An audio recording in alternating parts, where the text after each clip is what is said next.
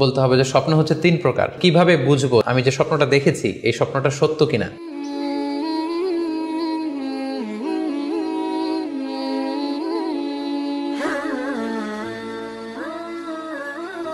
আসসালামু আলাইকুম ওয়া রাহমাতুল্লাহি ওয়া বারাকাতুহু। নাহমাদুহু ওয়া নুসাল্লি আলা রাসূলিহিল কারীম। আম্মা বা'দু ফাআউযু বিল্লাহি মিনাশ শাইতানির রাজীম। বিসমিল্লাহির রহমানির রহিম। প্রিয় দিনী ভাই এবং বোনেরা, আজকে আমরা স্বপ্ন নিয়ে কথা বলবো। ইসলামে স্বপ্নের গুরুত্ব এবং তাৎপর্যের ব্যাপারে আমরা প্রায়ই অনেকের কাছ থেকে শুনে থাকি যে তারা ভয়ঙ্কর কিছু স্বপ্ন দেখে থাকেন, এবং অনেকে স্বপ্ন দেখে এই স্বপ্নের ব্যাখ্যা কি হতে পারে বা তাবির কি হতে পারে সেটি জানবার জন্য অনেক সময় আমাদের শরণাপন্ন হন, বা অনেক মানুষ অনেক ধরনের স্বপ্ন দেখে থাকেন। এ ব্যাপারে আমাদের কাছে ওনারা জানতে চান যে এই স্বপ্নের মানে কি, এটার তাৎপর্য কি, এটা অর্থবহ কিনা, বা তাদের কি করা উচিত। তো সেজন্য আজকে আমরা এই স্বপ্ন নিয়ে the significance of dream in Islam এই ব্যাপারে বিস্তর আলোচনা করবার চেষ্টা করবো। আমা তাওফিকি ইল্লা বিল্লাহ।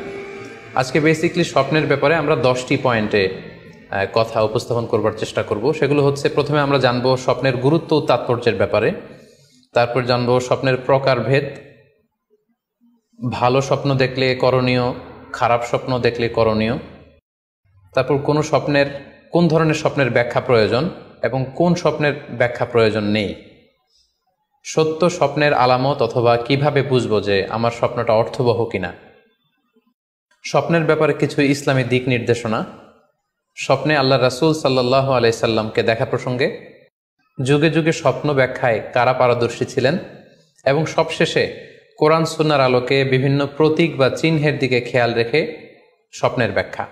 এই 10টি পয়েন্টে আজকে আমরা স্বপ্ন নিয়ে আলোচনা করার চেষ্টা করব ইনশাআল্লাহ। আমরা সাধারণত অনেকে মনে করে থাকি যে স্বপ্ন হচ্ছে নিছক একটি স্বপ্ন বা এটা কল্পনাপ্রসূত বিষয়। মুমিনের জীবনে বা বিশ্বাসীর জীবনে স্বপ্ন শুধু নিছক স্বপ্ন নয়, বরং এটা মুমিন জীবনে অনেক অর্থবহ এবং তাৎপর্যপূর্ণ। মুমিন জীবনে এটা একটা ভালো স্বপ্ন হতে পারে আল্লাহ তাআলার পক্ষ থেকে কোনো ধরনের সুসংবাদ কিংবা দিক নির্দেশনা, কিংবা হতে পারে বান্দার প্রতি সতর্কবাণী। একচোখা বস্তুবাদীরা বলে থাকে আমরা যখন ঘুমাই তখন মস্তিষ্ক আমাদের স্মৃতিগুলো নিয়ে নাড়াচাড়া করে, আমাদের স্মৃতিগুলোকে পুনর্বিন্যাস করে, আর সেটাই আমাদের কাছে স্বপ্ন হিসেবে ধরা দেয়। অর্থাৎ তারা বলতে চায় যে স্বপ্ন হচ্ছে ঘুমের ঘোরে আমাদের দৈনন্দিন জীবনে ঘটে যাওয়া আমাদের চিন্তা বা ভাবনার প্রতিচ্ছবি। কিন্তু ইসলামের দৃষ্টিতে স্বপ্ন শুধু আমাদের চিন্তা ভাবনার প্রতিচ্ছবি নয়, এটা হতে পারে আল্লাহ তাআলার পক্ষ থেকে সুসংবাদ, হতে পারে গ্ল্যাড টাইডিংস কিংবা সতর্কবাণী। তাই এই স্বপ্নের ব্যাপারে আমাদেরকে খুব ভালো ধারণা রাখা উচিত। শুরুতে আমরা বলবো যে এর গুরুত্ব এবং তাৎপর্য কতটুকু। স্বপ্ন হচ্ছে নবুয়তের সূচনা। নবুয়তের সূচনা হয়েছিল স্বপ্নের মাধ্যমে।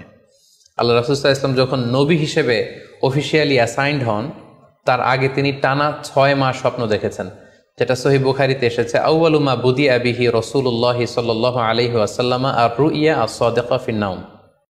রাসূল সাল্লাল্লাহু আলাইহি ওয়াসাল্লামের কাছে ওহী বা রেভেলেশনের সূচনা হয়েছিল স্বপ্নের মাধ্যমে। ফাকানা লা ইয়ারা রুইয়া ইল্লা জাআত মিসলা ফালাকিস সুবহি। আর রাতে স্বপ্নে রাসূল সাল্লাল্লাহু আলাইহি ওয়াসাল্লাম যা দেখতেন, দিনের বেলা সেটা প্রভাতের সূর্য কিরণের ন্যায় রাসূল সাল্লাল্লাহু আলাইহি ওয়াসাল্লামের কাছে সুস্পষ্ট হয়ে যেত। অর্থাৎ যা তিনি রাতে দেখতেন স্বপ্নে, দিনের বেলা সেটাই হুবহু ঘটে যেত। তো এই হাদিস থেকে আমরা বুঝতে পারি যে স্বপ্ন হচ্ছে ওহীর সূচনা, অর্থাৎ ওহীর সূচনাটা হয়েছিল স্বপ্নের মধ্য দিয়ে। পাশাপাশি আমরা জানি যে ইব্রাহিম আলাইহিস সালাম উনি স্বপ্নে দেখেছিলেন যে উনি ওনার কলিজার টুকরো সন্তান ইসমাঈল আলাইহিস সালামকে জবাই করছেন, যেটা সূরাতুস সাফফাতের 102 নম্বর আয়াতে আল্লাহ তাআলা আমাদেরকে বলছেন। ইব্রাহিম আলাইহিস সালাম বলেছিলেন, ইয়া বুনাইয়া ইন্নী আরা ফিল মানামি আন্নী আযবাহুক ফানজুর মাযা তারা। অর্থাৎ, হে আমার সন্তান ইসমাইল, আমি স্বপ্নে দেখেছি যে আমি তোমাকে জবাই করছি, এখন তোমার অভিমত কি, তোমার অপিনিয়ন কি? সাইয়েদনা ইসমাঈল আলাইহিস সালাম বলেছিলেন, ইফআল মা তুমার সাতাজিদুনি ইনশাআল্লাহু মিনাস সাবিরিন। মানে বাবা, আপনি স্বপ্নে যা দেখেছেন আপনি সেটাই করেন, আপনি আমাকে ধৈর্যশীলদের অন্তর্ভুক্ত পাবেন। ছেলের এই মন্তব্য শুনে সাইয়েদনা ইব্রাহিম আলাইহিস সালাম একটি ধারালো ছুরি নিয়ে সাইয়েদনা ইসমাঈল আলাইহিস সালামকে শুইয়ে দিয়ে জবাই করতে শুরু করলেন। তো এই ঘটনা থেকে বোঝা যায় নবীদের স্বপ্ন এটা সাধারণ কোনো স্বপ্ন নয়, এটা ওহীর অন্তর্ভুক্ত। নবীদের স্বপ্ন যদি নিছক স্বপ্নই হতো তাহলে একটা স্বপ্নের উপর ভিত্তি করে সাইয়েদনা ইব্রাহিম আলাইহিস সালাম ওনার সন্তানকে জবাই করার জন্য উদ্যত হতেন না। তার মানে বোঝা গেল নবীদের স্বপ্ন হচ্ছে এটা মিন ওয়াহিল্লাহ, এটা আল্লাহ তাআলার পক্ষ থেকে নবীদের প্রতি ওয়াহি। পাশাপাশি আল্লাহ রাসূল সাল্লাল্লাহু আলাইহি ওয়াসাল্লাম যখন মক্কার কাফিরদের দ্বারা অত্যাচারিত হয়ে মদিনায় হিজরত করেছিলেন, মদিনায় যাওয়ার প্রায় 6 বছর পরে 6ষ্ঠ হিজরিতে তিনি স্বপ্ন দেখলেন যে তিনি আবার মক্কায় ফিরে গিয়েছেন। সেখানে তিনি মসজিদুল হারামে প্রবেশ করেছেন এবং বাইতুল্লাহ শরীফ তিনি তাওয়াফ করছেন। তো এই স্বপ্ন দেখার পরে আল্লাহ রাসূল সাল্লাল্লাহু আলাইহি ওয়াসাল্লাম সাহাবাদেরকে নিয়ে উমরা করার জন্য মক্কায় রওনা হলেন। এটাই প্রমাণ করে যে স্বপ্ন যদি নবীদের জন্য নিছক স্বপ্ন হতো তাহলে এই ঝুঁকি, এই রিস্ক আল্লাহ রাসূল সাল্লাল্লাহু আলাইহি ওয়াসাল্লাম নিতেন না। কিন্তু এই ঝুঁকি নিয়েও তিনি উমরা করতে গিয়েছিলেন, যদিও সে বছর তিনি উমরা করতে পারেননি, ওনাকে ফিরে আসতে হয়েছিল। তৎপরবর্তী বছর অর্থাৎ 7ম হিজরিতে তিনি এই উমরাটি সম্পাদন করেছিলেন। তো এই আয়াত এবং রাসূল সাল্লাল্লাহু আলাইহি ওয়াসাল্লামের এই ঘটনাকে কেন্দ্র করে বোঝা যায় স্বপ্ন শুধু নবীদের জন্য স্বপ্ন নয়, এটা ওহীর অন্তর্ভুক্ত। সূরাতুল ফাতহে আল্লাহ তাআলা ইরশাদ করছেন, লাকাদ সাদাকাল্লাহু রাসূলাহুর রুইয়া বিল হক লা তাদখুলুন্নাল মাসজিদাল হারামা ইনশাআল্লাহ। অর্থাৎ আল্লাহ তাআলা আপনার স্বপ্নকে হে নবী অবশ্যই সত্যায়ন করবেন এবং অচিরে ইনশাআল্লাহ আপনি মসজিদুল হারামে উমরা করার জন্য প্রবেশ করবেন। তাহলে প্রথমে আমরা জানলাম যে নবীদের কাছে ওহীর সূচনা, বিশেষ করে রাসূল সাল্লাল্লাহু আলাইহি ওয়াসাল্লামের কাছে ওহীর সূচনা হয়েছিল স্বপ্নের মধ্যে দিয়ে।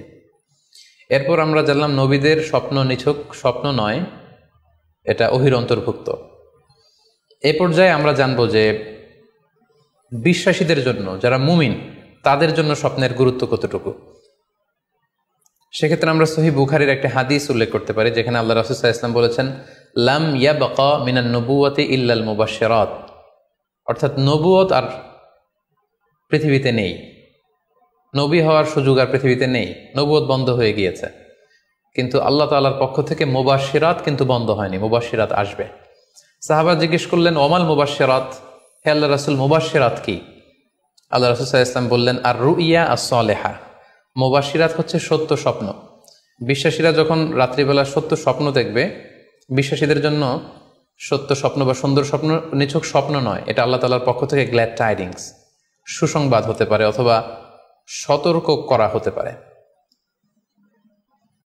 এমনকি আল্লাহ রাসূল সাল্লাল্লাহু আলাইহি সাল্লাম বলেছেন যে ভালো স্বপ্ন হচ্ছে নবুয়তির 46 ভাগের 1 ভাগ।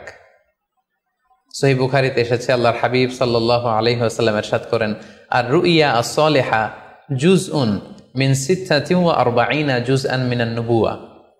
অর্থাৎ ভালো স্বপ্ন বা সত্য স্বপ্ন নবুয়তির 46 ভাগের 1 ভাগ। Could you imagine that? কি করে একজন বিশ্বাসী স্বপ্ন নবুয়তির 46 ভাগের 1 ভাগ হতে পারে? তার মানে মুমিনের স্বপ্ন, একজন বিশ্বাসীর স্বপ্নকে আল্লাহ তাআলা অনেক বেশি গুরুত্ব দিয়েছেন। এটা শুধু স্বপ্ন নয়, এটা হতে পারে আল্লাহ তাআলার পক্ষ থেকে একটা গাইডেন্স, হতে পারে কোনো গ্ল্যাড টাইডিংস, সুসংবাদ, হতে পারে কোনো সতর্কতা বাণী। এজন্য এই স্বপ্নকে, বিশ্বাসীদের স্বপ্নকে আল্লাহ রাসূল সাল্লাল্লাহু আলাইহি ওয়াসাল্লাম নবুয়তির 46 ভাগের 1 ভাগ বলে উল্লেখ করেছেন। কেন তিনি বিশ্বাসীদের স্বপ্নকে নবুয়তির 46 ভাগের 1 ভাগ বলে উল্লেখ করলেন? এর কারণ হচ্ছে, আমরা জানি যে আল্লাহ রাসূল সাল্লাল্লাহু আলাইহি সাল্লাম তিনি নবী হয়েছিলেন কত বছর বয়সে? জি, 40 বছর বয়সে। এবং তিনি পৃথিবী থেকে ইন্তেকাল করেছিলেন 63 বছর বয়সে। অর্থাৎ ওনার নবুয়তির পুরো ডিউরেশনটা ছিল 23 বছর। তাহলে নবুয়তির সময়সীমা ডিউরেশন ছিল 23 বছর। আর নবুয়তি প্রাপ্তির আগে তিনি টানা 6 মাস শুধু স্বপ্ন দেখতেন। তাহলে এই 6 মাসকে যদি আমরা 23 বছর দিয়ে 23 বছরের উপর ভাগ করি, তাহলে এটা 46 ভাগের 1 ভাগ হয়। এবং সে কারণে আল্লাহ রাসূল সাল্লাল্লাহু আলাইহি সাল্লাম সত্য স্বপ্নকে নবুয়তির 46 ভাগের 1 ভাগ বলে ঘোষণা করেছেন। এই পর্যায়ে আমরা জানবো স্বপ্নের প্রকার ভেদের ব্যাপারে। খুব সোজা সাপটা যদি বলতে হয়, তাহলে বলতে হবে যে স্বপ্ন হচ্ছে 3 প্রকার। একটা হচ্ছে আল্লাহ তাআলার পক্ষ থেকে, যেটা আল্লাহ দেখান। আরেকটি হচ্ছে শয়তানের পক্ষ থেকে, যেটি শয়তান মানুষকে দেখায়। আরেকটি হচ্ছে নিজের পক্ষ থেকে, অর্থাৎ সারাদিন আপনি যেটা নিয়ে কনসার্ন, সারাদিন আপনি আপনার চিন্তা ভাবনার মধ্যে যেই জিনিসটাকে স্থান দেন, সেটাই আপনি রাত্রিবেলা দেখেন। অর্থাৎ দিনের বেলা হয়তো কেউ খেলাধুলা নিয়ে খুব ব্যস্ত, সে খুব ফুটবল পছন্দ করে, সারাদিন ফুটবল খেলে। দেখা যাবে যে রাতের বেলাও সে স্বপ্নে দেখছে যে সে ফুটবল খেলছে, অথবা স্টেডিয়ামে যে সে ফুটবল খেলা দেখছে। দিনের বেলা হয়তো সে বাজারে যে ব্যবসা বাণিজ্য করে, রাতেও হয়তো দেখা যাচ্ছে সে যে জিনিসপত্র কিনছে, দরদাম করছে। সো এটা তার পক্ষ থেকে। তাহলে বেসিকলি স্বপ্ন হচ্ছে 3 ধরনের। একটা আল্লাহর পক্ষ থেকে, একটা শয়তানের পক্ষ থেকে, আরেকটা হচ্ছে নিজের পক্ষ থেকে, যেটা আমরা সহি মুসলিমের একটি বর্ণনা থেকে জানতে পারি, যেখানে আল্লাহ রাসূল সাল্লাল্লাহু আলাইহি ওয়াসাল্লাম ইরশাদ করছেন, আর রুইয়া সালাসা, স্বপ্ন হচ্ছে 3 ধরনের। ফারুইয়া আস-সালিহা বুশরা মিনাল্লাহ, যেটা ভালো স্বপ্ন সেটা হয় আল্লাহর পক্ষ থেকে। ওয়া রুইয়া তাহজিনুন মিনাশ শাইতান, আরেকটা স্বপ্ন থাকে যেটা শয়তানের পক্ষ থেকে, সেটা ভয় দেখানো হয়। ভয়ঙ্কর যদি কোনো দুঃস্বপ্ন দেখে থাকেন তাহলে এটা আল্লাহর পক্ষ থেকে নয়, এই স্বপ্নটা শয়তানের পক্ষ থেকে। আরেকটি হচ্ছে রুইয়া মিম্মা ইউহাদ্দিসুল মারউ নাফসাহু, আরেকটি স্বপ্ন ব্যক্তি সে নিজের সাথে নিজে স্বপ্নে হয়তো কথা বলে বা এমন কিছু দেখে যেটা সুসংবাদও নয়, যেটা ভয়ঙ্করও কিছু নয়, বরং সারাদিন সে যে বিষয়টি নিয়ে চিন্তা ভাবনা করতো রাতে সেটার একটা প্রতিচ্ছবি, সেটাই সে দেখতে পাচ্ছে। এটা হচ্ছে নিজের পক্ষ থেকে স্বপ্ন। তাহলে খুব সহজে আমরা এভাবে বলতে পারি যে স্বপ্ন 3 প্রকার, একটা হচ্ছে রাহমানি, আর একটা হচ্ছে শাইতানি, আর একটা হচ্ছে নাফসানি। রিপিট, আমি আবার বলছি, স্বপ্নের প্রথম প্রকার হচ্ছে রাহমানি, দ্বিতীয় প্রকার হচ্ছে শাইতানি, তৃতীয় প্রকার হচ্ছে নাফসানি। যেটা রাহমানি সেটা রহমানের পক্ষ থেকে, আল্লাহ দেখান। আর যেটা শয়তানি সেটা শয়তানের পক্ষ থেকে, শয়তান ভীতিকর পরিবেশ তৈরি করার জন্য বা ভয় দেখানোর জন্য যেটা দেখায়। আরেকটা হচ্ছে নাফসানি, যেটাকে বলা হয় আদগাস ও আহলাম, যেটার কোনো মিনিং হয় না, অর্থাৎ নিজের পক্ষ থেকে নিজের চিন্তা ভাবনার প্রতিচ্ছবি। তাহলে শুরুতে আমরা জানবার চেষ্টা করব যে রহমানি, যেটাকে আরবিতে বলা হচ্ছে রুইয়া বা রুইয়া সাদেকা বা সালেহা, সেটা কি, এবং সেটা যদি আমরা দেখি সেক্ষেত্রে আমাদের করণীয় কি। এক্ষেত্রে আমরা সহিহ বুখারীর একটি হাদিসকে উল্লেখ করতে পারি, যেখানে আল্লাহ রাসূল সাল্লাল্লাহু আলাইহি ওয়াসাল্লাম ইরশাদ করেছেন, ইযা রাআ আহাদুকুম রুইয়া ইউহিব্বুহা, তোমাদের কেউ যদি কোনো স্বপ্ন দেখে যে স্বপ্নটা সে পছন্দ করে, মানে স্বপ্নটা দেখে he feels good or she feels good, তার ভালো লাগছে, তাহলে বুঝতে হবে ফা ইন্নামা হিয়া মিনাল্লাহ, এই স্বপ্নটা আল্লাহর পক্ষ থেকে, এটা সাধারণ স্বপ্ন নয়, এটা খুবই অর্থবহ স্বপ্ন। তখন সে কি করবে? ফালিয়াহমাদিল্লাহ আলাইহা, সে তখন এই সুন্দর স্বপ্ন দেখার কারণে আল্লাহ শুকরিয়া করবে। ওয়াল ইউহাদ্দিস বিহা, এবং চাইলে সে এই স্বপ্নের কথা মানুষের কাছে বর্ণনা করতে পারে বা শেয়ার করতে পারে। তাহলে সহিহ বুখারীর এই হাদিসের ভাষ্য অনুযায়ী আমরা যেটা বুঝলাম, আমরা যদি ভালো কোনো স্বপ্ন দেখি তাহলে 3টি কাজ করা যেতে পারে। প্রথমত আল্লাহর প্রশংসা করা, যেহেতু আমি ভালো একটি স্বপ্ন দেখেছি, আল্লাহ শুকরিয়া বা প্রশংসা আমরা করতে পারি। দ্বিতীয়ত চাইলে সুসংবাদ হিসেবে এই স্বপ্নটা আমি কারোর সাথে শেয়ার করতে পারি। আর 3 নাম্বার হচ্ছে এমন ব্যক্তিকে আমি শেয়ার করব যে আমাকে ভালোবাসে বা যে আমার শুভাকাঙ্ক্ষী, তা না হলে আমি হিংসার শিকার হতে পারি। কারণ আন-নি'মাতু মাহসুদা, যে কোনো ধরনের নেয়ামতই, আপনি যদি আল্লাহর কোনো বিশেষ মার্সি, ব্লেসিংস বা নেয়ামত পেয়ে ধন্য হন, এটা সবার ভালো নাও লাগতে পারে, এটা সবার অন্তরে সহ্য নাও হতে পারে, ফলে আপনি হিংসার শিকার হতে পারেন। সো ভালো স্বপ্ন দেখলে আপনি চাইলে কারোর কাছে শেয়ার করতে পারেন, সেক্ষেত্রে সে যদি আপনার শুভাকাঙ্ক্ষী হয় বা আপনাকে পছন্দ করে, আপনাকে ভালোবাসে, এরকম কাছের কারোর সাথে আপনি শেয়ার করতে পারেন। আমরা সবাই নিঃসন্দেহে এরকম ভালো ভালো স্বপ্ন দেখতে চাই, আমরা কেউই ভয়ঙ্কর কোনো স্বপ্ন দেখতে চাই না। আমরা নিঃসন্দেহে এমন স্বপ্ন দেখতে চাই রাতের বেলায় যে স্বপ্নে আল্লাহ তাআলার পক্ষ থেকে আমাদের জন্য দিক নির্দেশনা থাকবে, অথবা কোনো সুসংবাদ থাকবে, কিংবা থাকবে আগাম কোনো সতর্কতা বাণী। এ জাতীয় ভালো স্বপ্ন যদি আমরা দেখতে চাই তাহলে আমাদের কি করা উচিত? সেক্ষেত্রে সর্বপ্রথম আমাদের যেটা করতে হবে, আমাদেরকে সত্যবাদী হতে হবে। সাধারণত সত্যবাদীদের স্বপ্ন সত্য হয়ে থাকে। যেখানেই সত্য সেখানেই যেন আমার অবস্থান হয়, আমি যেন সবসময় সত্যের পক্ষে থাকি। 2 নম্বর হচ্ছে আকলুল হালাল, আমাকে হালাল খেতে হবে। যারা হালাল খায় তাদের স্বপ্ন সাধারণত সত্য হয় এবং অর্থবহ স্বপ্ন হয়। পাশাপাশি আল্লাহ তাআলার দেয়া যে আদেশ নিষেধ সেগুলো আমাকে মেনে চলতে হবে। 4 নম্বরে রাত্রিবেলা আমি যখন ঘুমাবো আমাকে অজু করে ঘুমাতে হবে। ওয়ায়ানামু আলা তাহারা, পবিত্রতার সাথে যদি কেউ ঘুমায় তাহলে অজু করে ঘুমালে রাতে সে যে স্বপ্ন দেখবে সাধারণত সে স্বপ্নটি সত্য হয়। যদি সম্ভব হয় ক্যাবলামুখী হয়ে শোয়া, ক্যাবলামুখী হয়ে আমরা শুতে পারি। এই বিষয়গুলো যদি আমরা এনশিওর করতে পারি, অর্থাৎ সত্যবাদী হওয়া, হালাল খাবার খাওয়া, আল্লাহর দেয়া বিধিনিষেধ সবসময় মেনে চলবার চেষ্টা করা, রাত্রিবেলা অজু অবস্থায় ঘুমানোর অভ্যেস করা, পাশাপাশি ক্যাবলামুখী হয়ে শোয়ার চেষ্টা করা, এই বিষয়গুলো যদি আমরা মেনটেন করার চেষ্টা করি তাহলে আমরা যে স্বপ্নগুলো দেখব সেগুলো সত্য স্বপ্ন হবে বলে আমরা আশা করি। প্রিয় সুধী, এবারে আমরা জানব স্বপ্নের দ্বিতীয় প্রকারের ব্যাপারে, অর্থাৎ যেটাকে আরবিতে বলা হচ্ছে হলম, বা আমরা বলেছি শয়তানি, যেটা শয়তানের পক্ষ থেকে আসে। সেক্ষেত্রে শয়তান এটা সাধারণত মানুষকে ভয় দেখানোর জন্য ঘুমের মধ্যে তার কোনো অকল্যাণ করার জন্য যে স্বপ্নটা দেখায় এটা হচ্ছে শায়তানি। সেক্ষেত্রে সহিহ মুসলিমের একটি হাদিসের কথা আমরা এখানে উল্লেখ করতে পারি। সেখানে আল্লাহ রাসূল সাল্লাল্লাহু আলাইহি ওয়াসাল্লাম বলেছেন, আর রুইয়া মিন আল্লাহ, ভালো স্বপ্ন হচ্ছে আল্লাহর পক্ষ থেকে, ওয়াল হুলমু মিনাশ শাইতান, আর খারাপ স্বপ্ন হচ্ছে শয়তানের পক্ষ থেকে। এখন কেউ যদি আমরা এই ভয়ঙ্কর স্বপ্ন রাতে দেখে ফেলি, যেটাকে আমরা নাইট মেয়ার বলি বা হরর ড্রিম বলি, ভয়ঙ্কর স্বপ্ন বা দুঃস্বপ্ন, যেটা দেখে আমরা খুব হাঁপিয়ে উঠি, আমাদের শ্বাস প্রশ্বাসের গতিবিধি বেড়ে যায়, আমরা খুব ভয় পাই, প্রচণ্ড ভয়ে আমরা আটকে উঠি এবং ঘুম ভেঙে যায় আমাদের, এরকম ভয়ঙ্কর স্বপ্ন যদি আমরা দেখি তখন আমরা কি করব? এ ব্যাপারে কি ইসলামের কোনো দিক নির্দেশনা আছে? হ্যাঁ, অবশ্যই দিক নির্দেশনা আছে।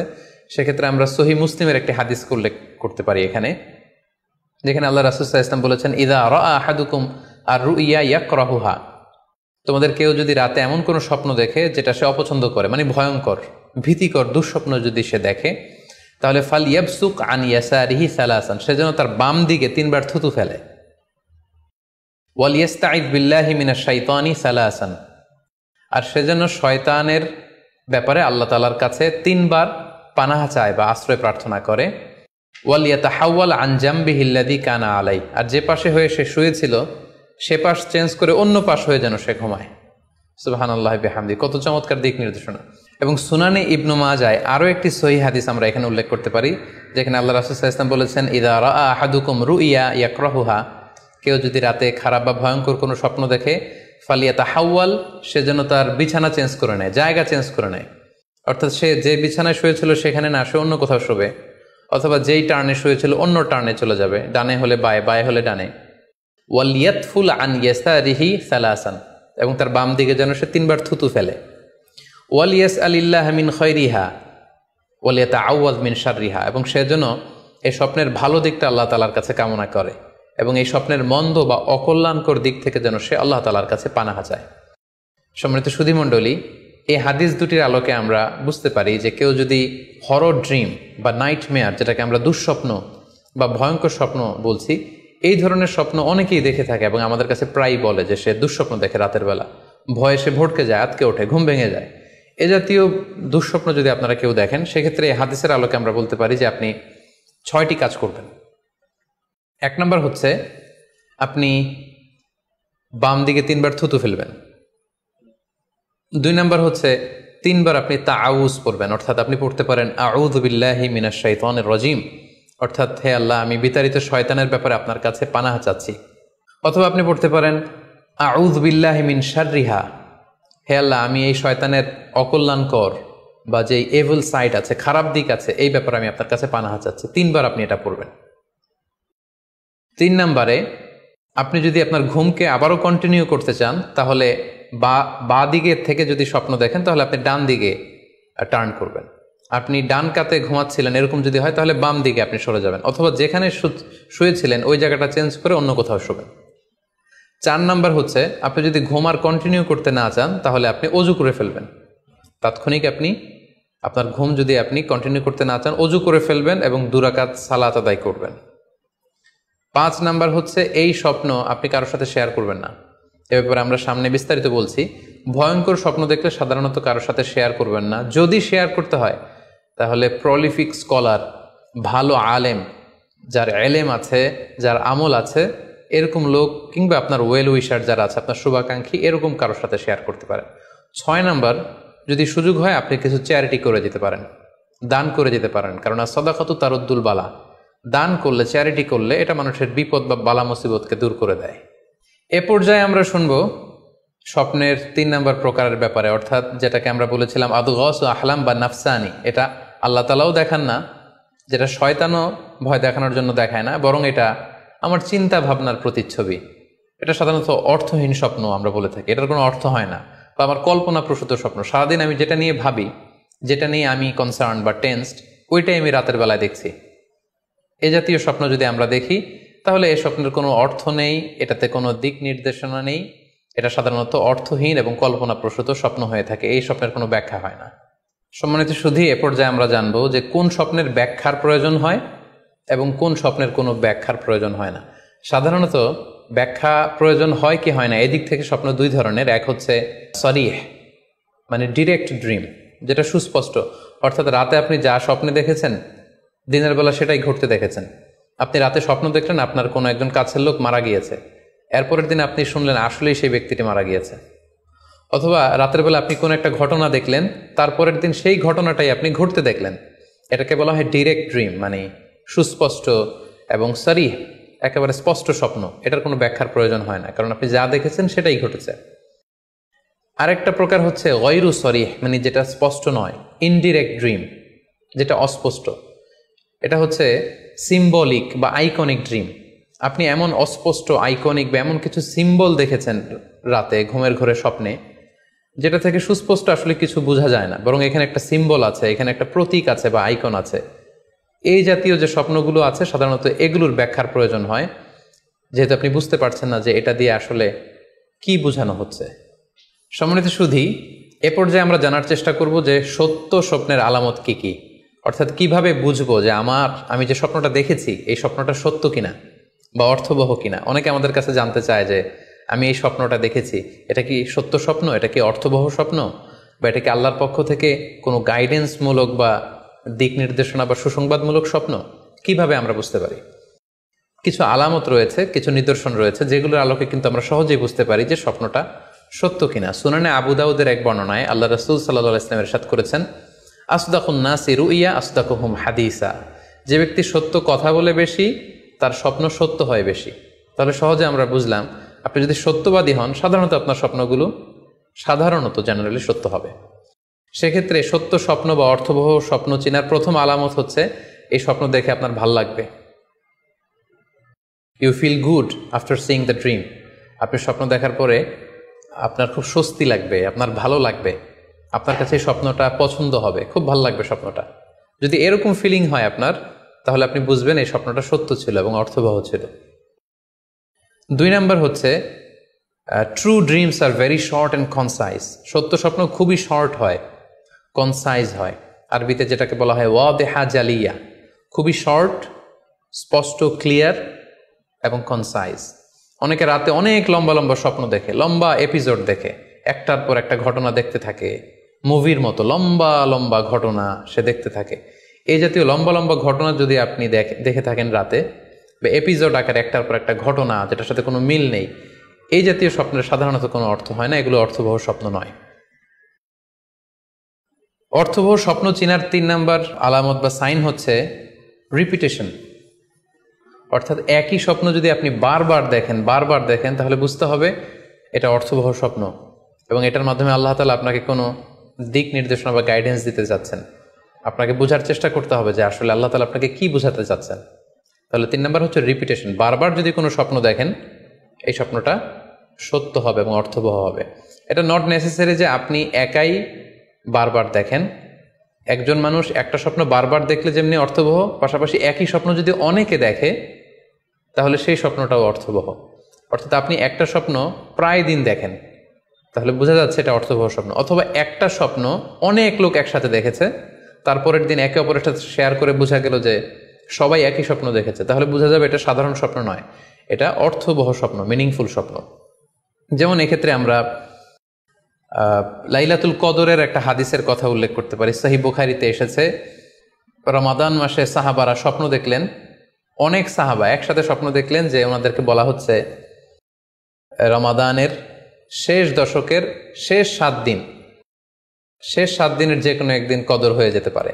ওনারা সবাই এসে সাহাবা রিদওয়ানুল্লাহ তাআলা আলাইহিম আজমাইন আল্লাহ রাসূল সাল্লাল্লাহু আলাইহি ওয়াসাল্লামের কাছে বললেন, ইয়া রাসূলুল্লাহ, আমি স্বপ্নে দেখেছি যে বলা হচ্ছে কদরের জন্য রমজানের শেষ 7 দিনকে তালাশ করতে। আরেকজন এসে একই কথা বলল যে, ইয়া রাসূলুল্লাহ, আমি দেখেছি রমজানের শেষ 7 দিনে কদর হতে পারে।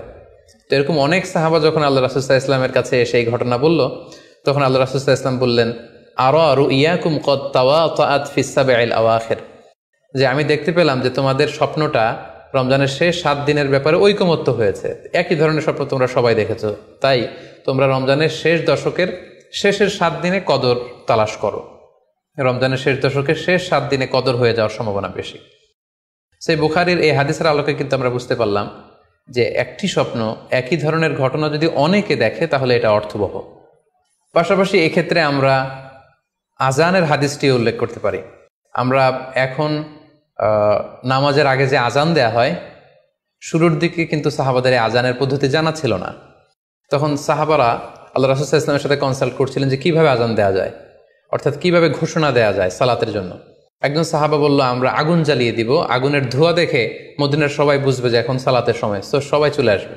আরেকজন বলল, না, প্রতিদিন আগুন জ্বালানো এটা নিরাপদ না, বরং আমরা খ্রিস্টানদের মতো বেল বাজিয়ে দিব, একজন বেল রিঙ্গার রাখবো, যে ঘন্টা বাজালে ঘন্টার আওয়াজ শুনে খ্রিস্টানদের মতো চার্চে যেন লোকজন আসে, বাকিরা সবাই নামাজ পড়তে চলে আসবে। তো এক একজনের এক এক পরামর্শ শুনে আল্লাহ রাসূল সাল্লাল্লাহু আলাইহি ওয়াসাল্লাম কোনো সিদ্ধান্তে আসতে পারলেন না। তারপরের দিন একজন সাহাবা চমৎকার একটি স্বপ্ন দেখলেন।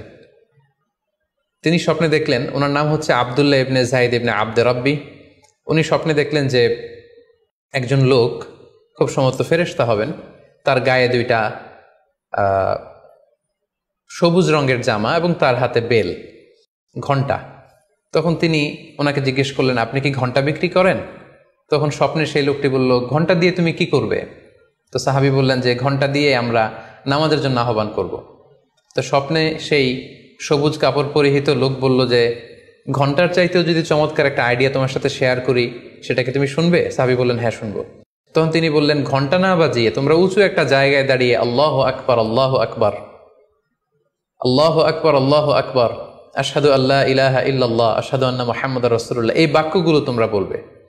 এই বাক্যগুলোর মধ্যে দিয়ে আল্লাহর বরত্বের ঘোষণা হবে, রাসূল সাল্লাল্লাহু আলাইহি ওয়াসাল্লামের রিসালাতের ঘোষণা হবে, মানুষকে চমৎকার বাক্যে নামাজের দিকে ডাকাও হবে, ফলে লোকজন নামাজেও চলে আসবে। এই চমৎকার কথা শুনে সাহাবা তো অবাক হয়ে গেল, ওনার ঘুম ভেঙে গেল।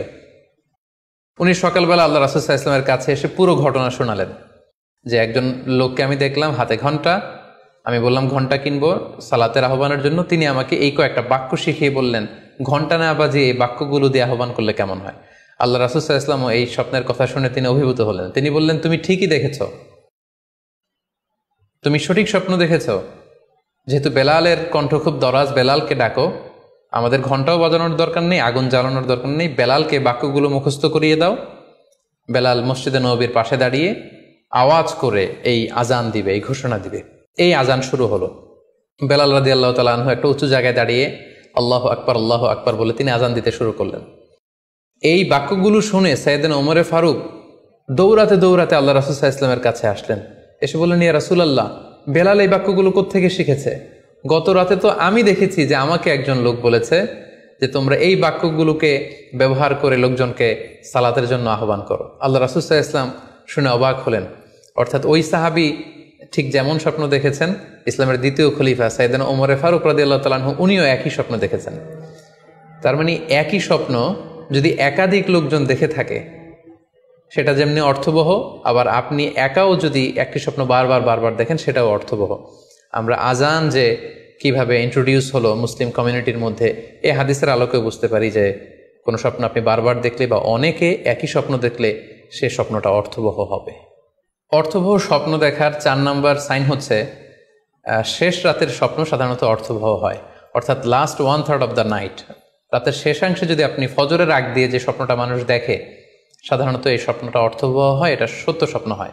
কারণ এই টাইমে আল্লাহ তাআলা প্রথম আকাশে নেমে আসেন বা মনোনিবেশ করেন এবং ডাকতে থাকেন, কার রিজিকের দরকার আমি রিজিক দেব, কার অর্থের দরকার আমি অর্থ এর ব্যবস্থা করে দেব, কার কি দরকার আমার কাছে চাও, অসুস্থরা আমি তাদেরকে সুস্থ করে দেব।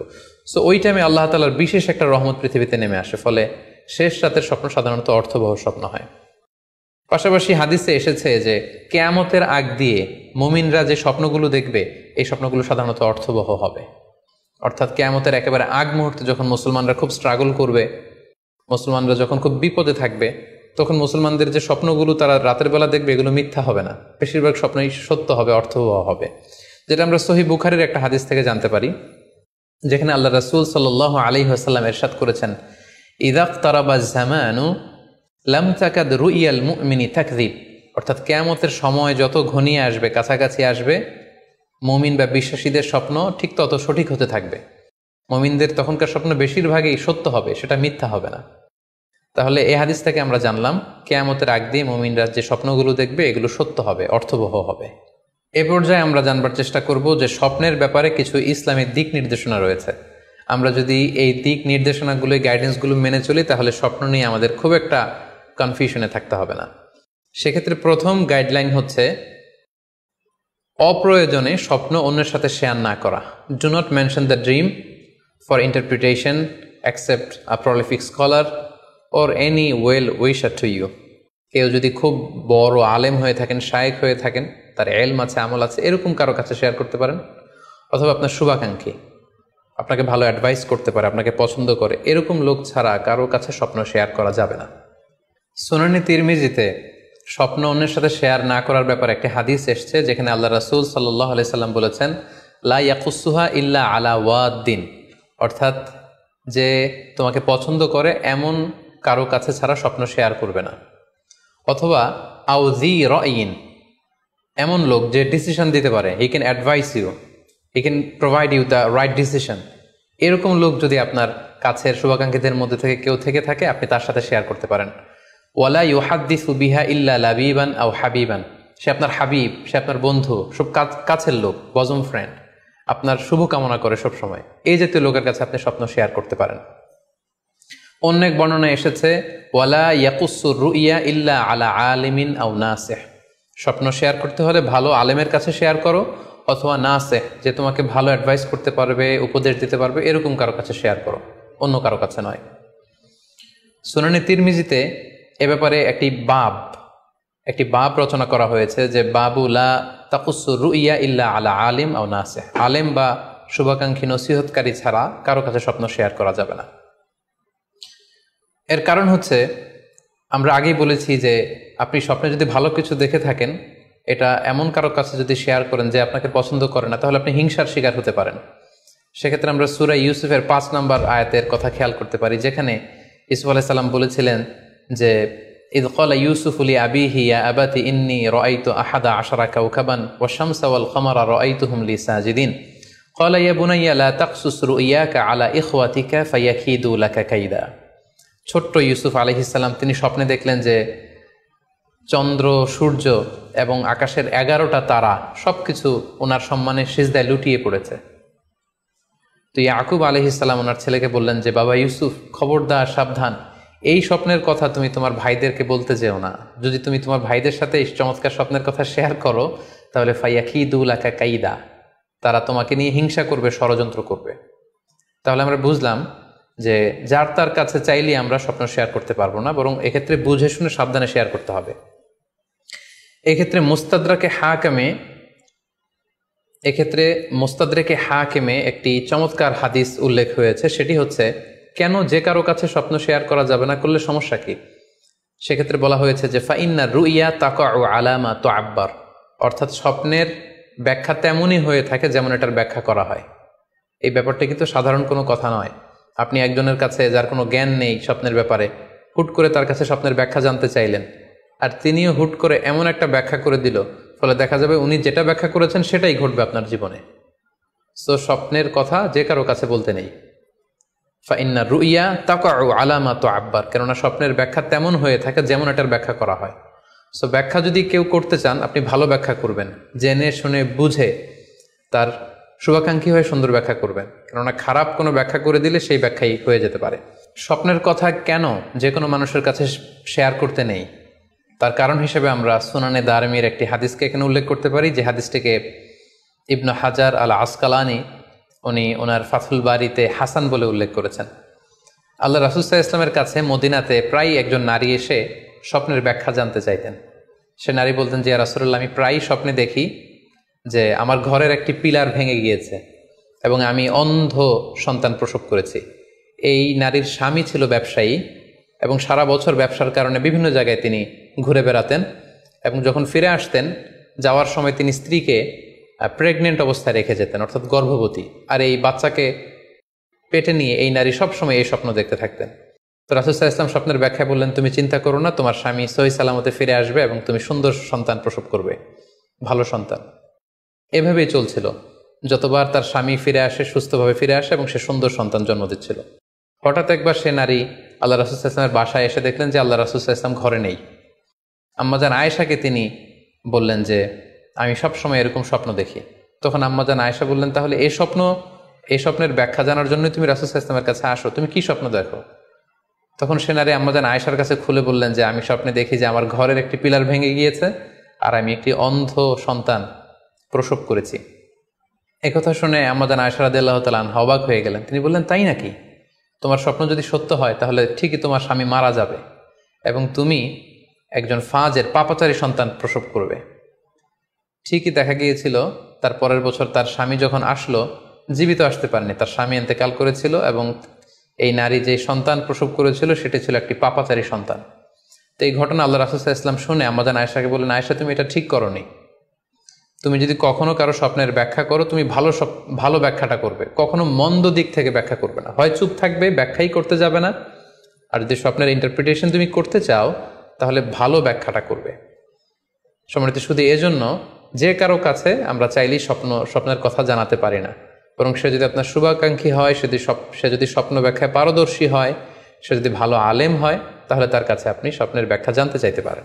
এক্ষেত্রে আমরা ইমাম মুহাম্মদ ইবনে সিরিনের আরও একটি চমৎকার ঘটনার কথা উল্লেখ করতে পারি। মুহাম্মদ ইবনে সিরিন উনি ছাত্রদেরকে নিয়ে একবার তালিম দিচ্ছিলেন। এ সময় হঠাৎ এক নারী এসে বললেন যে আমি স্বপ্নের ব্যাখ্যা জানতে চাই, মুহাম্মদ ইবনে সিরিন কোথায়? ছাত্ররা বলল উনি একটু বাইরে গিয়েছেন। আপনি স্বপ্নে কি দেখেছেন? মহিলাটি বলল যে আমি স্বপ্নে দেখেছি আমার ছেলে সাগর থেকে শুধু পানি পান করছে। হঠাৎ সেই মজলিস থেকে এক ছাত্র বলল, তাই নাকি? আপনি যদি এই স্বপ্ন দেখে থাকেন তাহলে আপনার বাচ্চাটা মারা যাবে। ইমাম মুহাম্মদ ইবনে সিরিন পরবর্তীতে যখন আসলেন, এসে ছাত্রদের কাছে যখন জানতে পারলেন, তখন তিনি বললেন যে তুমি কেন এই স্বপ্নের ব্যাখ্যা করেছো? কারণ সাগরের লোনা পানি এটা যে সবসময় অযোগ্য, পানের অযোগ্য ব্যাপারটা এমনটা নয়, সাগরের ভেতরে তো মণিমুক্তাও আছে। বরং আমি হলে ব্যাখ্যা করতাম যে তোমার ছেলে সাগর থেকে পানি খাচ্ছে, তোমার ছেলে অনেক বড় আলেম হবে। কিছুদিন পরে আরেক লোক এসে মুহাম্মদ ইবনে সিরিনের কাছে জানতে চাইলেন যে আমি স্বপ্নে দেখছি যে আমার ছেলে সাগর থেকে শুধু পানি নিয়ে খাচ্ছে। তিনি বললেন আশা করা যায় তোমার ছেলে অনেক বড় আলেম হবে।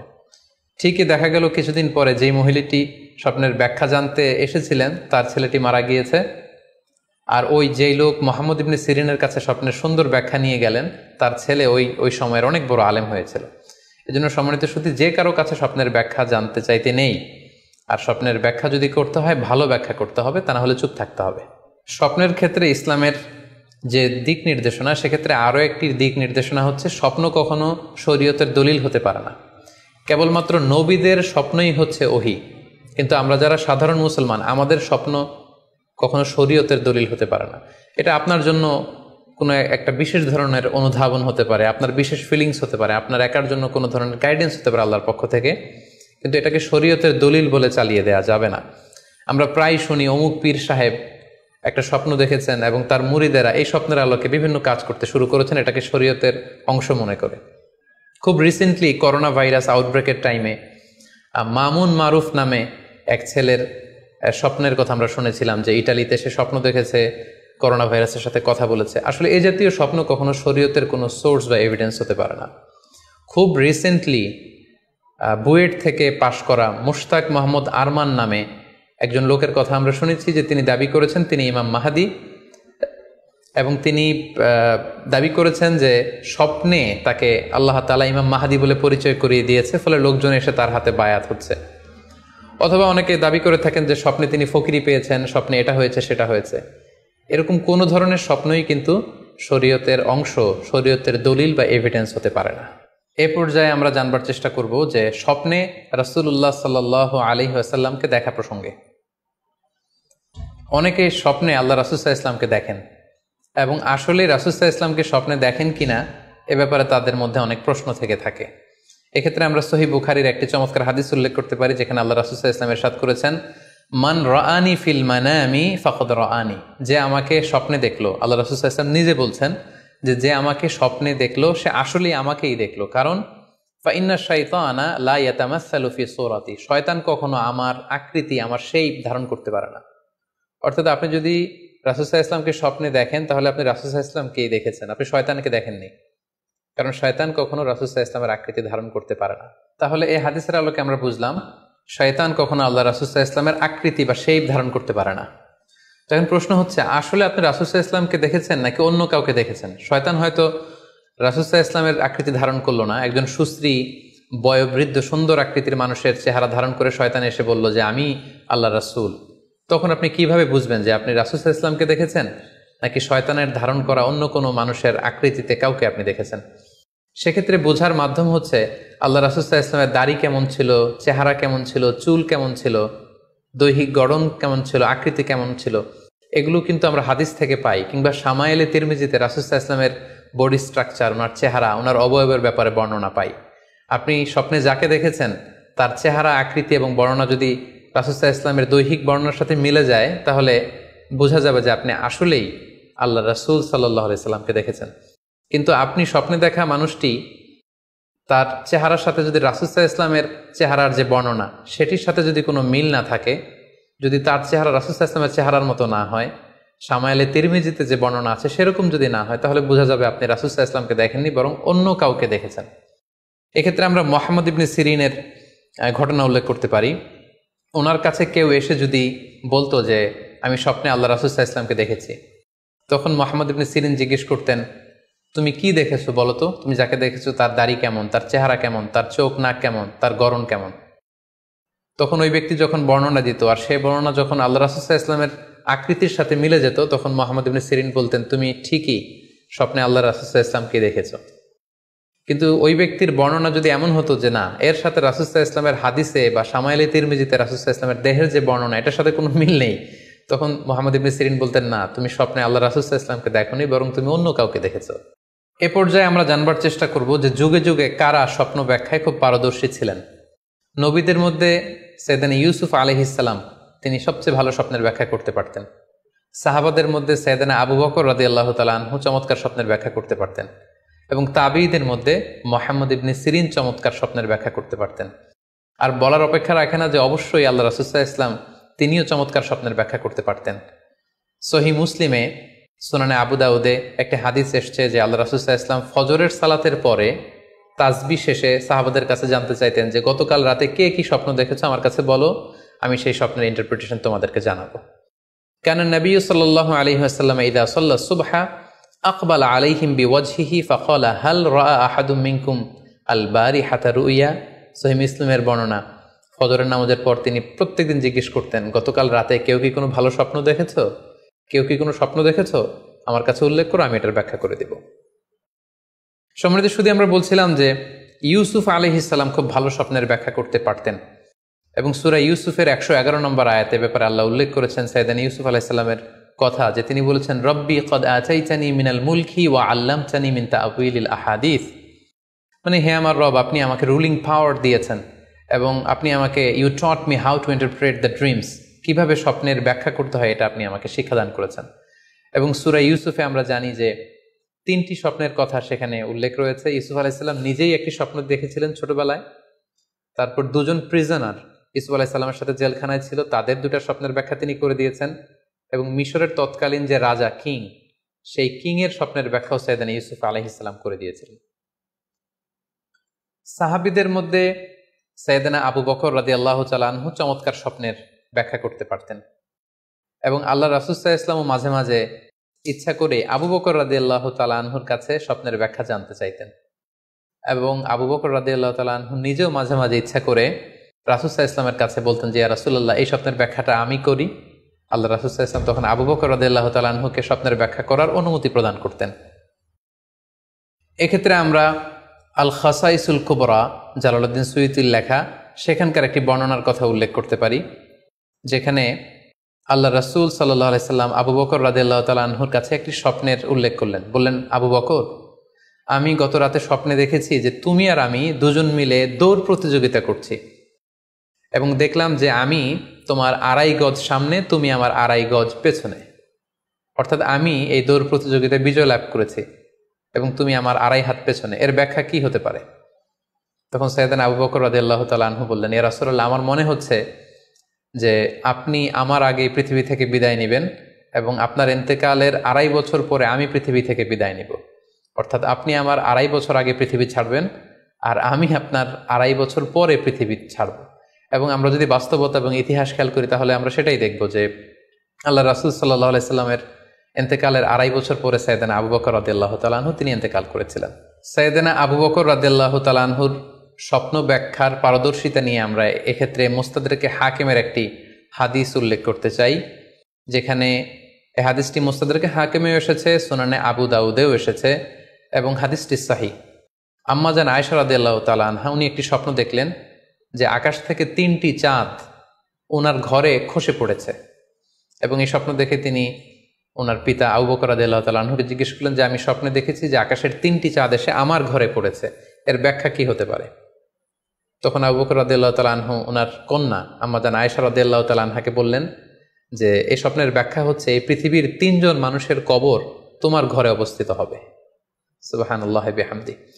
এবং আমরা জানি যে আল্লাহ রাসূল সাল্লাল্লাহু আলাইহি ওয়াসাল্লাম যখন ইন্তেকাল করলেন তখন আল্লাহ রাসূল সাল্লাল্লাহু আলাইহি ওয়াসাল্লামকে কবর দেওয়া হয়েছিল আম্মা জান আয়েশা রাদিয়াল্লাহু তাআলা আনহার ঘরে। এবং তখন আবু বকর রাদিয়াল্লাহু তাআলা আনহু বলেছিলেন যে আয়েশা, তোমার কি মনে আছে তুমি যে একটা স্বপ্নের ব্যাখ্যা আমার কাছে জানতে চেয়েছিলে যে 3টি আকাশের চাঁদ তোমার ঘরে খসে পড়েছে, এই দেখো আল্লাহ রাসূল সাল্লাল্লাহু আলাইহি ওয়াসাল্লামের কবর তোমার ঘরে হয়েছে, তুমি জেনে রেখো যে 3টা চাঁদের শ্রেষ্ঠ চাঁদ হচ্ছে এটি। এবং আমরা এও জানি যে আবু বকর রাদিয়াল্লাহু তাআলা আনহু ইন্তেকালের পরে আম্মা জান আয়েশার ঘরেই কবর হয়েছে এবং ওমরে ফারুকের কবরও আম্মা জান আয়েশা রাদিয়াল্লাহু তাআলা আনহুর ঘরেই অবস্থিত। তাহলে এই হাদিসগুলোর আলোকে আমরা বুঝতে পারি যে সাহাবাদের মধ্যে আবু বকর রাদিয়াল্লাহু তাআলা আনহু ছিলেন স্বপ্ন ব্যাখ্যায় সবচেয়ে পারদর্শী। তাবিঈদের মধ্যে স্বপ্ন ব্যাখ্যায় সবচেয়ে পারদর্শী ছিলেন মুহাম্মদ ইবনে সিরিন। আমরা ওনার নাম প্রায় শুনে থাকি। তিনি স্বপ্ন ব্যাখ্যার ক্ষেত্রে খুব এক্সপার্ট ছিলেন। তিনি উসমান রাদিয়াল্লাহু তাআলা আনহু যখন ইসলামের খলিফা তখন বসরা নগরীতে মুহাম্মদ ইবনে সিরিন জন্মগ্রহণ করেন এবং অনেক সাহাবা থেকে তিনি অনেক হাদিস বর্ণনা করেছেন। এবং তিনি ইমাম আবু হানিফা আলাইহি রাহমার সমসাময়িক ছিলেন। ইমাম আবু হানিফা একবার স্বপ্নে দেখলেন যে তিনি আল্লাহ রাসূল সাল্লাল্লাহু আলাইহি ওয়াসাল্লামের কবর খুঁড়ছেন অথবা কবরের লাশ বের করছেন কিংবা কাফন বের করছেন। এই স্বপ্ন দেখে ইমামুল আযম আবু হানিফা রাহিমাহুল্লাহ উনি বিচলিত হয়ে গেলেন যে এই আমি কি স্বপ্ন দেখলাম যে আমি রাসূল সাল্লাল্লাহু আলাইহি ওয়াসাল্লামের কবর খুঁড়ছি, সেখান থেকে কাফন বের করছি। কেউই এই স্বপ্নের ব্যাখ্যা করতে পারলেন না। তখন ইমাম মুহাম্মদ ইবনে সিরিনের কাছে যখন জানতে চাওয়া হলো তখন মুহাম্মদ ইবনে সিরিন বললেন যে হাযা রাজুলুন ইউহয়ি সুন্নাত রাসূলিল্লাহ, অর্থাৎ যে ব্যক্তি এই স্বপ্ন দেখেছে তার মাধ্যমে আল্লাহ রাসূল সাল্লাল্লাহু আলাইহি ওয়াসাল্লামের হাদিসের বা সুন্নাহর পুনর্জীবন হবে। তিনি রাসূল সাল্লাল্লাহু আলাইহি ওয়াসাল্লামের সুন্নাহগুলোকে পুনরুজ্জীবন দান করবেন, পুনরুজ্জীবিত করবেন। এবং বাস্তবে আমরা এটাই দেখেছি যে ইমাম আবু হানিফার চিন্তা, ওনার থট, ওনার মাযহাব গোটা বিশ্বে সমৃদ্ধি লাভ করেছে, মানুষ এটাকে গ্রহণ করেছে। ওনার বুদ্ধিবৃত্তিক যে চিন্তা, ওনার ফিকহি ইস্তেমবাদগুলো গোটা বিশ্বে আল্লাহ রাসূল সাল্লাল্লাহু আলাইহি ওয়াসাল্লামের হাদিসগুলোকে আরো প্রাণবন্তভাবে মুসলিম উম্মার কাছে রিপ্রেজেন্ট করেছে। আমরা আপাত দৃষ্টিতে মনে হচ্ছিল যে এটা একটা খারাপ স্বপ্ন, যে ইমাম আবু হানিফা তিনি রাসূল সাল্লাল্লাহু আলাইহি ওয়াসাল্লামের কবর খুঁড়ছেন, লাশ বের করছেন বা কাফন বের করছেন। কিন্তু মুহাম্মদ ইবনে সিরিন চমৎকার ব্যাখ্যা করেছেন যে হাযা রাজুলুন ইউহয়ি সুন্নাত রাসূলিল্লাহ, এই লোক তো এমন লোক হবে যে রাসূল সাল্লাল্লাহু আলাইহি ওয়াসাল্লামের সুন্নাহকে পুনরুজ্জীবন দান করবে। এই পর্যায়ে আমরা জানবার চেষ্টা করব যে কোরআন সুন্নাহর আলোকে বিভিন্ন সিম্বল বা প্রতীক বা চিহ্নের দিকে খেয়াল রেখে স্বপ্নের ব্যাখ্যা করা। আমরা বলেছিলাম যে কিছু কিছু স্বপ্ন আছে খুব সফিস্টিকেটেড, সিম্বলিক বা আইকনিক, যেখানে কোনো ইঙ্গিত দেয়া হচ্ছে, ইঙ্গিতবহ, এবং যেটার ইন্টারপ্রিটেশন না করলে এটা দিয়ে আসলে কি বোঝানো হচ্ছে এটা বোঝা যায় না। সেক্ষেত্রে কোরআন সুন্নাহর আলোকে, স্কলারদের অভিজ্ঞতার আলোকে কিছু আইকন বা সিম্বল, এগুলোর মিনিং কি হতে পারে সে ব্যাপারে আমরা জানবার চেষ্টা করব। এক্ষেত্রে আমরা বলবো যে কেউ যদি স্বপ্নে রশি দেখে, স্বপ্নে যদি সে রশি দেখে তাহলে এটা গুড সাইন। এটা কেমন যেন আল্লাহর সাথে একটা প্রতিশ্রুতির সাথে সম্পৃক্ত, কারণ আল্লাহ তাআলা কোরআনে ইরশাদ করেছেন ওয়াতাসিমু বিহাবলিল্লাহি জামিআ। আরবিতে রশি আরবি হচ্ছে হাবল, মানে ওয়াতাসিমু বিহাবলিল্লাহি জামিআ, তোমরা আল্লাহর রজ্জু বা রশিকে আঁকড়ে ধরো। তাহলে রশি দেখা মানে এখানে আমরা আল্লাহর ওয়াদাগুলো যেন পূরণ করি, আল্লাহর আনুগত্য যেন আমরা প্রপারলি করতে পারি, এটা ইঙ্গিত করছে। এরপর স্বপ্নে যদি আমরা কাক দেখি, এটা সাধারণত একটা নেগেটিভ সাইন বহন করে, কারণ কাককে আল্লাহ রাসূল সাল্লাল্লাহু আলাইহি ওয়াসাল্লাম ফাসিক বা ফুয়াইসিক বলেছেন। সো আমরা যদি স্বপ্নে কাক দেখি এটাকে আমরা পজিটিভ কোনো সাইন মনে না করে নেগেটিভ সাইন মনে করতে পারি। তৃতীয়ত, আমরা যদি স্বপ্নে লম্বা কাপড় দেখি এটা গুড সাইন। কারো গায়ে যদি লম্বা জামা থাকে তাহলে এটা গুড সাইন, আর খাটো জামা থাকলে সাধারণত এটা নেগেটিভ সাইন। এক্ষেত্রে আমরা সহিহ বুখারীর একটা হাদিস উল্লেখ করতে পারি। আল্লাহর হাবিব সাল্লাল্লাহু আলাইহি ওয়াসাল্লাম বলেছেন যে আমার সামনে অনেক মানুষকে পেশ করা হলো, তাদের কারো জামা নাভি পর্যন্ত, কারো জামা হাঁটু পর্যন্ত, কারো জামা পা পর্যন্ত। আর সেক্ষেত্রে ওমরে ফারুককে দেখলাম যে এত লম্বা জামা পরে সে হেঁটে যাচ্ছে, সে তার জামা টেনে টেনে নিয়ে যাচ্ছে। তো সাহাবারা বললেন মা আউয়ালতাহু ইয়া রাসূলুল্লাহ, হে আল্লাহর রাসূল, আপনার এই স্বপ্ন থেকে আপনি কি বোঝাতে চাইলেন? আল্লাহ রাসূল সাল্লাল্লাহু আলাইহি ওয়াসাল্লাম বললেন আউয়ালতুহু আদ-দীন, এটা দ্বারা আমি দিনদারি বোঝাতে চাইলাম। অর্থাৎ যার জামা লম্বা তার মানে তার তাকওয়া বেশি বা তার দিনদারি বেশি। আর স্বপ্নে যদি কারো জামা খুব ছোট খাটো বা জামাহীন অবস্থায় কাউকে দেখা হয়, এটা সাধারণত তার দিনদারি কমে যাচ্ছে বা তার তাকওয়া is decreasing day after day, এটার একটা সাইন বহন করে। পাশাপাশি দুধ, স্বপ্নে যদি কেউ দেখে সে দুধ খাচ্ছে, এটা একটা ভালো সাইন। স্বপ্নে দুধ খেতে যদি দেখা হয় তাহলে তার জ্ঞান বৃদ্ধি পাবে বলে এটা একটা সাইন বা আলামত বহন করে। সেক্ষেত্রেও আমরা বুখারীর একটা হাদিস উল্লেখ করতে পারি, যেখানে আল্লাহ রাসূল সাল্লাল্লাহু আলাইহি ওয়াসাল্লাম একটা স্বপ্নের কথা সাহাবাদেরকে শেয়ার করছিলেন। তিনি বললেন যে আমাকে এক বাটি দুধ দেয়া হলো, আমি সেখান থেকে দুধ খেলাম, তারপর দেখলাম যে আমার আঙ্গুল থেকে দুধ বের হচ্ছে, আর সেখানে যে অবশিষ্ট দুধ রয়ে গেল সেটা আমি ওমরে ফারুকের মুখে দিলাম। ওমরে ফারুক সে অবশিষ্ট দুধটা খেলো।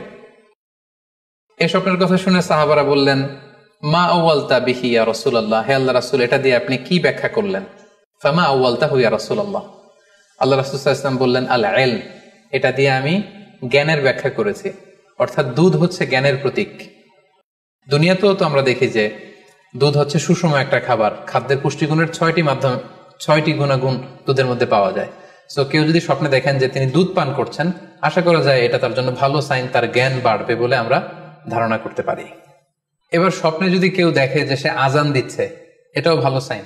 স্বপ্নে আজান দেয়া এটা সাইন হচ্ছে সে হয়তো অচিরে হজ করতে যাবে। হজের সাথে আজানের কি সম্পর্ক?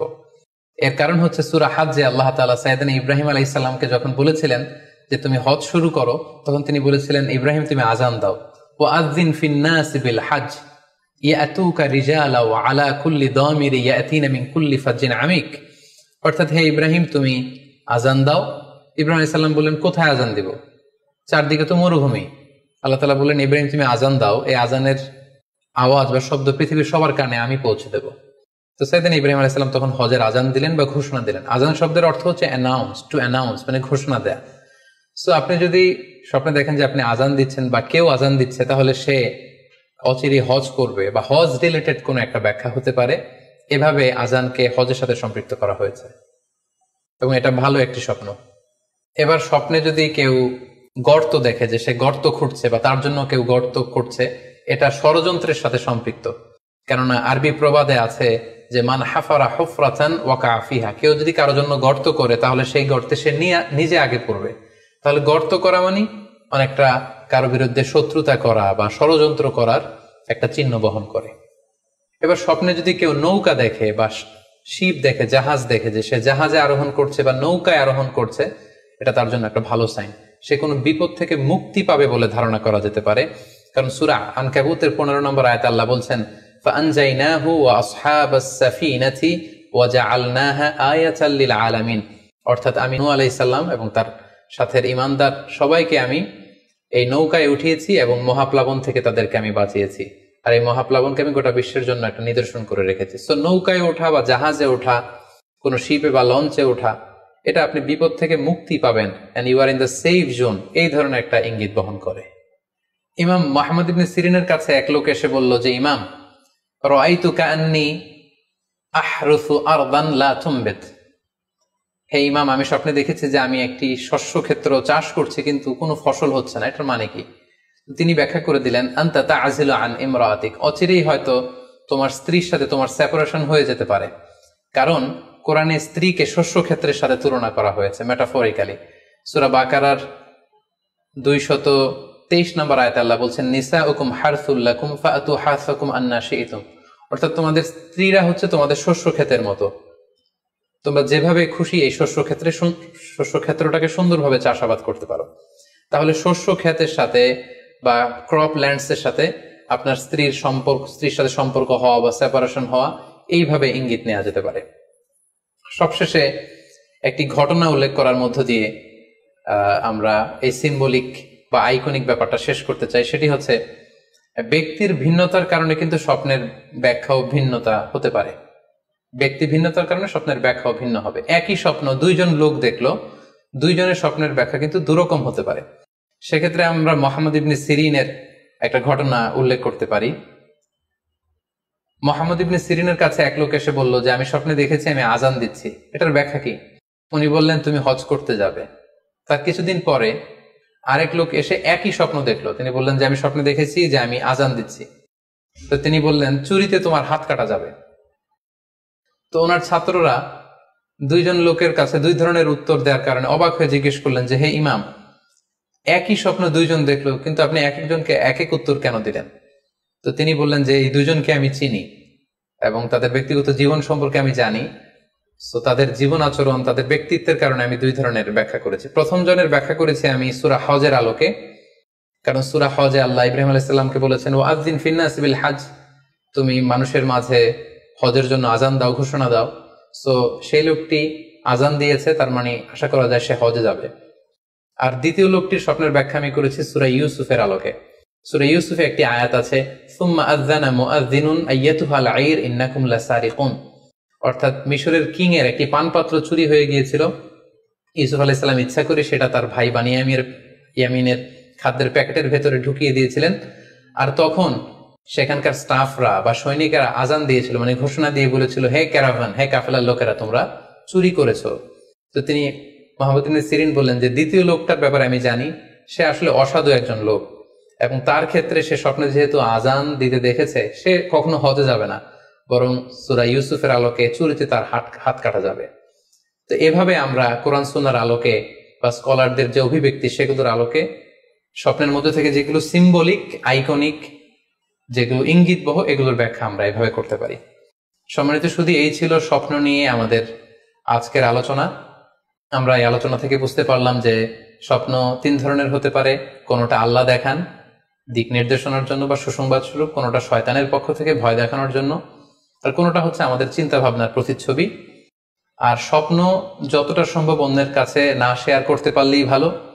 বিশেষ করে যদি আপনি ভয়ঙ্কর দুঃস্বপ্ন দেখে থাকেন, সেক্ষেত্রে এমন লোকের কাছে আপনি শেয়ার করুন যে আপনাকে পছন্দ করে, যার কোরআন সুন্নাহর জ্ঞান আছে, যার মধ্যে এলেম আছে, আমল আছে।